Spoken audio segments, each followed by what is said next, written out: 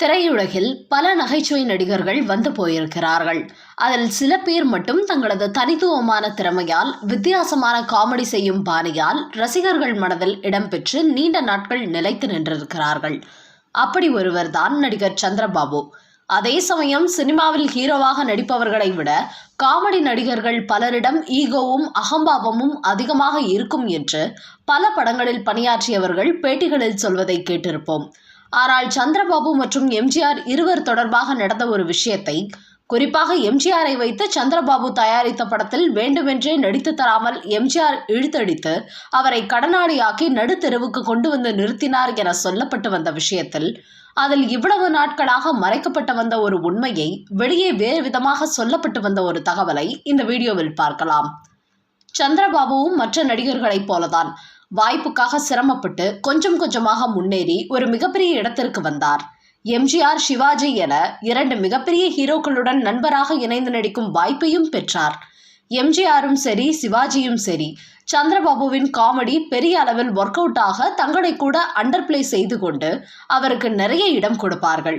காரணம், அந்த காட்சி நன்றாக வர வேண்டும், சந்திரபாபுவின் திறமை வெளியே தெரிய வேண்டும் என்றுதான். அப்படி சந்திரபாபு நன்கு வளர்ந்து வந்த காலகட்டத்தில் அவருக்கு ஒரு சினிமா தயாரிப்பாளராக மாறி படம் எடுக்கும் ஆசையும் வந்தது.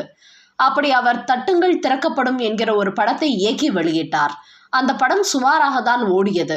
ஆனாலும் அப்போது அவர் எம்ஜிஆரின் படங்களில் அதிகமாக நடித்து வந்ததால் எம்ஜிஆரிடம் எனக்கு ஒரு படம் நீங்கள் நடித்து தாருங்கள் என்று கேட்டார். எம்ஜிஆரும் நட்பின் அடிப்படையில் சந்திரபாபு இயக்கத்தில் நடிக்க ஒப்புக்கொண்டார். மாடி வீட்டு ஏழை என்கிற பெயருடன் அந்த படத்தின் படப்பிடிப்பும் துவங்கியது. ஆனால் முதல் நாள் படப்பிடிப்பில் மதிய உணவுக்காக வீட்டுக்கு சென்ற எம்ஜிஆர் மீண்டும் படப்பிடிப்புக்கு திரும்பவே இல்லை.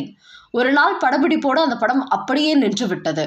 அதற்கு என்ன காரணம் என கொஞ்ச காலம் முன்பு வரை சொல்லப்பட்டு வந்தது என்றால், சந்திரபாபு வைத்த கேமரா கோணங்களை எம்ஜிஆர் மாற்றினார். அது சந்திரபாபுவுக்கு பிடிக்கவில்லை. படத்தின் டைரக்டர் நான் தான், எனவே கேமரா கோணம் அமைப்பது என் உரிமை, அதை மாற்ற உங்களுக்கு உரிமை இல்லை என்று சந்திரபாபு பேசியதாகவும், அதனால் ஏற்பட்ட விவாதத்தில் கோபப்பட்டு படப்பிடிப்பை விட்டு எம்ஜிஆர் வெளியேறியதாகவும் தான் நீண்ட நாட்களாக சொல்லப்பட்டு வந்தது. அது மட்டுமல்ல, பின்னர் எம்ஜிஆர் வேறு படங்களில் நடிக்க துவங்கிய நிலையில் எப்படியும் இந்த படத்தை எடுத்து முடித்து விடலாம் என நம்பிக்கொண்டிருந்தார் சந்திரபாபு. மீண்டும் எம்ஜிஆரை அணுகிய சந்திரபாபு கால்ஷீட் கேட்க, அது குறித்து தன்னுடைய அண்ணன் சக்கரபாணியிடம் பேசிக்கொள்ளும்படி எம்ஜிஆர் கூறிவிட்டார். சக்கரபாணியை கால்ஷீட் விஷயமாக சந்திரபாபு சந்தித்து பேசிய போது இருவருக்கும் இடையே நடந்த வாக்குவாதத்தில் எம்ஜிஆரின் அண்ணனையே அடிக்க சென்றுள்ளார் சந்திரபாபு. இது எம்ஜிஆர் காதுக்கு போக, இனி உன் படத்தில் என்னால் நடிக்கவே முடியாது என கூறிவிட்டாராம். ஒருவேளை இந்த படத்தில் எம்ஜிஆர் நடித்திருந்தால் சந்திரபாபு மிகப்பெரிய நஷ்டத்தை சந்தித்திருக்க மாட்டார் என்பதே பலரது கருத்தாக தற்போது வரை இருக்கிறது. ஆனால் நடந்த உண்மையே வேறு ஒரு பக்கம். சந்திரபாபு கதாநாயகனாக நடித்த படம் சரியாக போகாத நிலையில் அவர் காமெடி வேடத்தில் நடிக்கும் திரைப்படங்களின் எண்ணிக்கையும் குறைந்து கொண்டே சென்றது. தன்னுடைய வீழ்ச்சியிலிருந்து எப்படியும் எழுச்சியை காண வேண்டும் என்கிற நோக்கில் சந்திரபாபு ஒரு படத்தை இயக்க வேண்டும் என்கிற முடிவில் இறங்கினார். படம் கமர்ஷியல் ரீதியாக வெற்றி பெற வேண்டும் என்பதால் தான் எம்ஜிஆரை வைத்து அந்த படத்தை இயக்க முடிவு செய்தார். அதன்படி எம்ஜிஆரிடம் தான் எழுதிய கதையை, மாடி வீட்டு ஏழை என்கிற படத்தின் கதையை சந்திரபாபு கூற, கதை பிடித்து போனதால் எம்ஜிஆர் அந்த படத்தில் நடிக்க ஒப்புக்கொண்டார். இந்த படத்தில் எம்ஜிஆர் ஜோடியாக நடிகை சாவித்ரி நடிக்க இருந்தார். இங்கே ஒரு விஷயத்தை பற்றி சொல்ல வேண்டும். உன்னால நான் கெட்டேன், என்னால நீ கெட்ட என சொல்வது சாவித்ரி சந்திரபாபு விஷயத்தில் மிகச் சரியாக இருந்தது. மாலை நேரத்தில் சாவித்ரி மது அருந்துவதற்கு கம்பெனி கொடுப்பவராக இருந்தார் சந்திரபாபு. இப்படிதான் மதுவுக்கு அடிமையாகி போனார் சாவித்ரி.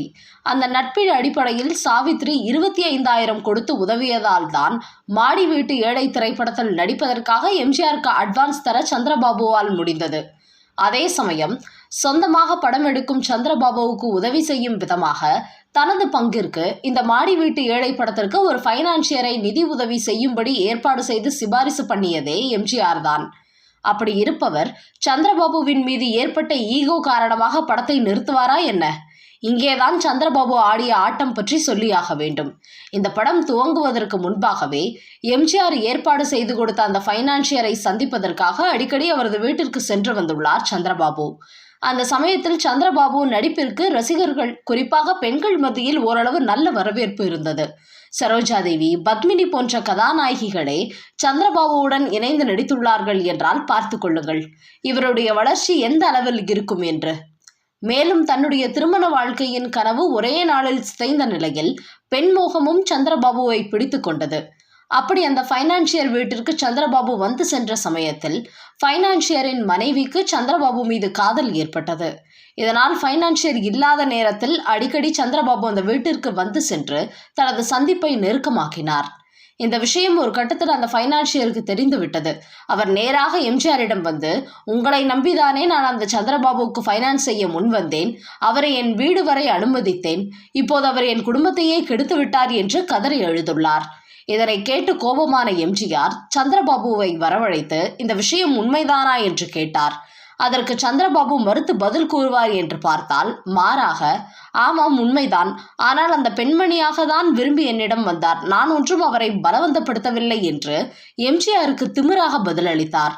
உடனே எம்ஜிஆர், அந்த ஃபைனான்சியரை உனக்கு சிபாரிசு செய்தது நான் தான், இப்போது நடந்த தவறுக்கு நானும் பொறுப்பாளியாகிவிட்டேன், இனி அவர் வீட்டு பக்கம் நீ செல்லக்கூடாது என்று எம்ஜிஆர் எச்சரித்தார். ஆனாலும் சந்திரபாபு அதை காதில் வாங்காமல் தனது பழக்கத்தை தொடரவே செய்தார். படப்பிடிப்பின் போது கூட இது தொடர்பான வாக்குவாதங்கள் இருவருக்கும் அதிகமானதால் தான் எம்ஜிஆர் படப்பிடிப்பை விட்டு வெளியேறினாரே தவிர ஈகோ காரணமாக அல்ல என்கிற உண்மை பின்னாளில் வெளிச்சத்திற்கு வந்தது.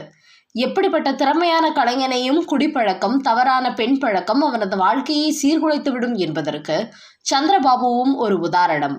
நண்பர்களே, இதே போன்று இன்னொரு சுவாரஸ்யமான செய்தியை அடுத்த வீடியோவில் பார்க்கலாம். தொடர்ந்து நம் சேனலை சப்ஸ்கிரைப் செய்து, லைக் செய்து, கமெண்ட்களை பதிவிடுமாறு தாழ்மையுடன் கேட்டுக்கொள்கிறோம். நன்றி.